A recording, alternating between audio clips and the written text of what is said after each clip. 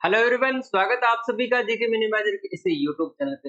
Engineering students के लिए RPSC बहुत ही अच्छी सौगात लेके आए हैं, क्योंकि आरपीएससी ने अपना एईएन का जो नोटिफिकेशन है यहाँ पर जारी कर दिया है। तो इससे रिलेटेड जो भी अपनी कुछ चीज ध्यान रखनी है वो यहाँ पर अपने देख लेते हैं, कवर कर लेते हैं। सबसे पहले ध्यान रखना है कि जो आरपीएससी ने यहाँ पर अपना ऑफिशियल नोटिफिकेशन जारी किया है, उसके अंतर्गत टोटल नंबर ऑफ जो पोस्ट जारी की गई है 1014 पोस्ट के लिए यहाँ पर आवेदन आमंत्रित किए गए हैं। इससे संबंधित जो कौन से डिपार्टमेंट में, साथ में कौन से ब्रांच से संबंधित यहाँ पर ये टोटल नंबर ऑफ जो पोस्ट है वो किस प्रकार से डिवाइड किए गए हैं, उसकी भी यहाँ पर चर्चा करने वाले हैं। तो सबसे पहले देखें कि यहाँ पर जो टोटल नंबर ऑफ जो पोस्ट है 1014 है, वो कौन से डिपार्टमेंट में और कौन से ब्रांचेस के लिए। तो पहला है अपना पीएचईडी जो डिपार्टमेंट है, उसके अंतर्गत एईएन की जो वैकेंसी है लगभग 365 है सिविल ब्रांचेस के लिए। नेक्स्ट अपना पीएचडी डिपार्टमेंट में ही एएन की जो वैकेंसी है मैकेनिकल और इलेक्ट्रिकल के लिए, वो है 101 वैकेंसी।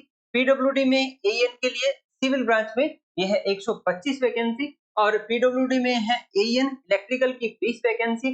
डब्ल्यूआरडी में एएन सिविल के लिए है 156 वैकेंसी। डब्ल्यूआरडी एएन मैकेनिकल में है 7 है, और पंचायती राज विभाग में एएन जो है सिविल और एग्रीकल्चर वो है 240 वैकेंसी यहाँ पर रहने वाले। इस हिसाब से अलग-अलग डिपार्टमेंट में और अलग-अलग ब्रांचेस के यहाँ से टोटल नंबर ऑफ जो पोस्ट है यहाँ पर 1014 के लिए यहाँ पर नोटिफिकेशन जारी किया गया है। चलिए, इससे संबंधित और क्या-क्या चीजें ध्यान रखनी है, उसमें अपनी बात करें योग्यता के बारे में।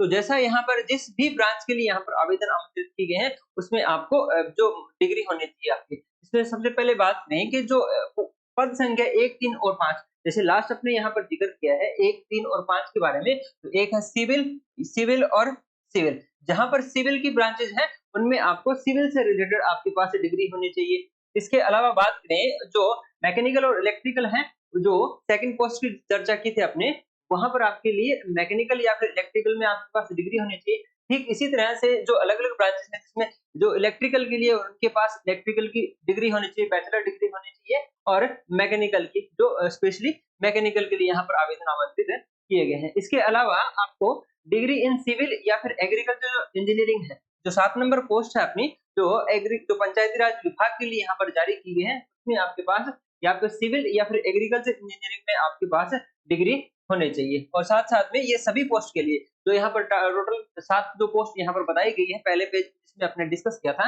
इसमें आपको वर्किंग नॉलेज होना चाहिए किसमें, हिंदी में और देवनागरी में, और राजस्थान के कल्चर का यहाँ पर आपको नॉलेज होना चाहिए। इसके अलावा बात करें, यहाँ पर एक चीज यहाँ पर दी गई है कि अगर कोई भी है जो अंतिम वर्ष की परीक्षा में दे रहा हो, जो फाइनल ईयर जो स्टूडेंट है, वो यहाँ पर ऑनलाइन आवेदन तो कर सकते हैं, लेकिन जो आपका मुख्य परीक्षा होगी, जो मेंस जो एग्जाम होगा, उससे पहले आपकी जो मिनिमम जो क्वालिफिकेशन है वो यहाँ पर कंप्लीट होनी चाहिए। तो ये चीज भी यहाँ पर मेंशन की गई है। नेक्स्ट अपना वेतन, यहाँ पर अपने सैलरी की बात करें तो यह जो पोस्ट है लेवल 14 की है। ग्रेड पे आपका कितना रहने वाला है, 54 रहने वाला है, और इसके अंतर्गत है जो आपका प्रोबेशन रहेगा शुरुआती 2 साल का, उसमें आपको फिक्स पेमेंट दिया जाएगा, उससे सैलरी पे के अनुसार आपको। नेक्स्ट अपने आयु सीमा की कि एज जो एज का क्राइटेरिया यहाँ पर क्या दिया है। तो आपकी जो एज कैलकुलेट होगी 1 जनवरी 2025 को, जो आपकी एज है वो 1 जनवरी 2025 को कैलकुलेट होगी। इसमें आपको बताया गया कि मिनिमम तो कितने होने चाहिए आपकी 21, और मैक्सिमम कितनी है 40, मैक्सिमम है 40। ये अपने बेसिक है, जनरल कैंडिडेट के लिए अपने बोल सकते हैं। इसके अलावा जो अन्य कैटेगरी है, जिसमें बात करें एससी एसटी है या फिर अति पिछड़ा वर्ग है, आर्थिक रूप से जो कमजोर वर्ग है, इनके लिए अलग-अलग यहाँ पर जो प्रावधान किए गए हैं गवर्नमेंट के द्वारा एज रिलैक्सेशन से संबंधित, वो भी आपको यहाँ पर एड ऑन करने हैं। बेसिक अपने जाने कि यहाँ पर मिनिमम एज क्राइटेरिया है जो 21 से लेके 40 है, और आपकी जो एज कैलकुलेशन की जाएगी 1 जनवरी 2025 को कैलकुलेट की जाएगी।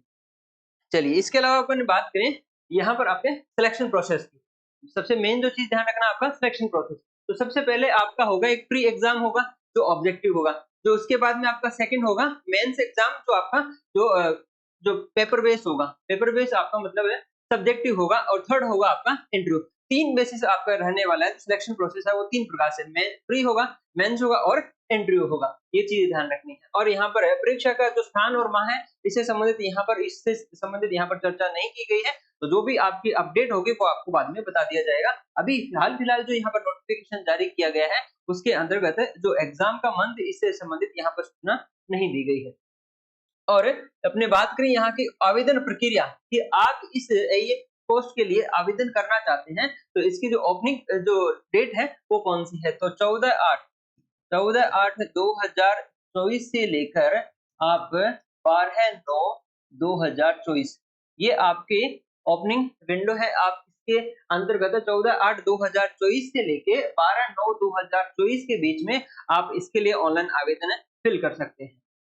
चलिए, ये करना है आपको एसएसओ के माध्यम से, जिसमें आपको सबसे पहले ओटीआर करना होता है। अगर आपने ओटीआर कर रखा है, तो आप उसमें उसी के अंतर्गत प्रोसेस कर सकते हैं। साथ में अगर कोई ओटीआर में आपसे गलती हो गई है, जिसमें यहाँ पर स्पेशली जो मेंशन किया गया है कि आप इसके अंतर्गत जो अपना संशोधन कर सकते हैं, लेकिन जो आपका नाम है, पिताजी का नाम है, जन्म तिथि और लिंग, इनमें आपको संशोधन अगर करना चाहते हैं, तो आपको फी पेमेंट करना पड़ेगा। ₹500 का आपको फी पेमेंट करना पड़ेगा। अगर आपने इसमें कोई गलती की है, तो इसमें सुधार कर सकते हैं।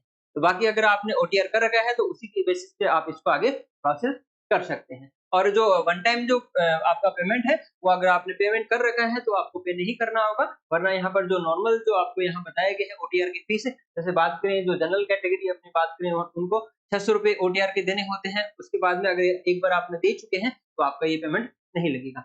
इसके अलावा बात करें जो अन्य कैटेगरीज़ है उनका जैसे ₹400 ये अलग-अलग निर्धारित किया गया है। तो ये आपने बात की यहाँ पर अपने जो एप्लीकेशन से संबंधित कि आपका कितने फी पेमेंट लगने वाला है अगर ओटीआर आपने नहीं कर रखा है तो। नेक्स्ट बात करें और सबसे मेन जो चीज़ है यहाँ पर स्कीम ऑफ एग्ज़ामिनेशन की। सबसे मेन है अपना एग्ज़ामिनेशन की क्या स्कीम रहेगी। जैसे अपने पहले चर्चा की तो आपका सबसे पहले होगा प्री, उसके बाद में होगा मेंस। तो प्री में जो अपनी बात करें, प्री जो आपका ऑब्जेक्टिव होने वाला है उसके अंतर्गत आपके 2 पेपर रहने वाले हैं। इसमें सेक्शन ए के तहत आपको जो कंपल्सरी पेपर होगा, उसमें आपको general knowledge and general science including general knowledge of Rajasthan, geography और इकोनॉमी एंड कल्चर। तो इसमें आपका एक तो रहेगा राजस्थान का जीके रहेगा प्लस में जनरल साइंस रहेगी। जनरल साइंस का जो पेपर रहेगा 200 नंबर का ये पेपर रहेगा और 2 घंटे का आपको टाइम मिलेगा। ये आपका कंपल्सरी है। इसके अलावा इसी प्री का एक सेक्शन बी जो है, इसके अंतर्गत आपका एक ऑप्शनल होगा। कोई भी आपको एक पेपर चूज़ करना होगा जो यहाँ पर दे रखे हैं, जैसे सिविल इंजीनियरिंग है, इलेक्ट्रिकल है, मैकेनिकल है और एग्रीकल्चर इंजीनियरिंग। इनमें से आपको कोई एक चूज़ करना है जो आपका यहाँ पर प्री के जो सेकंड सेक्शन है, उसके अंतर्गत आपको एग्जाम देना होगा जो ऑब्जेक्टिव होगा। ये भी उसका भी जो टोटल जो मार्क्स रहेंगे 200 रहेंगे और आपका जो टाइम रहेगा 200 रहेगा। तो जो प्री देगा उसका हिसाब से जो मेरिट बनेगी, उसके हिसाब से मेरिट बनेगी और टोटल नंबर ऑफ जो पोस्ट है उसके 15 गुना को क्वालीफाई किया जाएगा सेकंड के लिए, स्टेज सेकंड के लिए या फिर मेंस एग्जाम के लिए उनको क्वालीफाई किया जाएगा। उसके बाद में जब मेंस की बात करें, जो भी प्री क्वालीफाई करेगा, टोटल नंबर ऑफ जो पोस्ट रहेगी उसके 15 गुना को यहाँ पर मेंस के लिए इनवाइट किया जाएगा, मेंस के लिए उनको क्वालीफाई किया जाएगा। अब मेंस की बात करें, तो मेंस जो आपका सब्जेक्टिव रहने वाला है। अब उसमें बात करें अगर अपने मेंस एग्जाम के अंतर्गत है, तो उसमें जो आपके 4 पेपर हो गए, कुल आपके 4 पेपर होने वाले हैं, जिसमें से पहला अपन बात करें जो आपका कंपल्सरी है। 2 पेपर है जो आपके कंपल्सरी है, 2 पेपर है जो आपके ऑप्शनल है। जैसे अपने प्री में एक जो पेपर था वो अपना ऑप्शनल था और एक ही अपना कंपल्सरी था। ठीक इसी तरह से जो मेंस का पार्ट है अपने, उसमें आपके 2 तो पेपर रहेंगे आपके जो कंपल्सरी के और 2 पेपर आपके रहेंगे ऑप्शनल के। पहले बात करते हैं अपने पेपर फर्स्ट और सेकंड के बारे में, जो है अपने कंपल्सरी पेपर। तो पेपर फर्स्ट रहेगा अपना हिंदी का और पेपर जो सेकंड रहेगा अपना सोशल एस्पेक्ट ऑफ इंजीनियरिंग। ये दोनों रहेंगे आपके 100 नंबर के। दोनों जो आपके पेपर हैं 100 नंबर के रहेंगे और आपके लिए जो कंपल्सरी है। अब बात करें अपने जो ऑप्शनल सब्जेक्ट की। ऑप्शनल सब्जेक्ट की बात करें तो यहाँ पर आपके पेपर थर्ड एंड फोर्थ जो है उसके लिए आपको एक सब्जेक्ट चूज करना होगा। अब ऑप्शनल सब्जेक्ट की बात करें, यहाँ पर वही जो सेम ऑप्शन है आपके जो सब्जेक्ट की सिविल इंजीनियरिंग है, इलेक्ट्रिकल इंजीनियरिंग है, मैकेनिकल इंजीनियरिंग है और एग्रीकल्चर इंजीनियरिंग।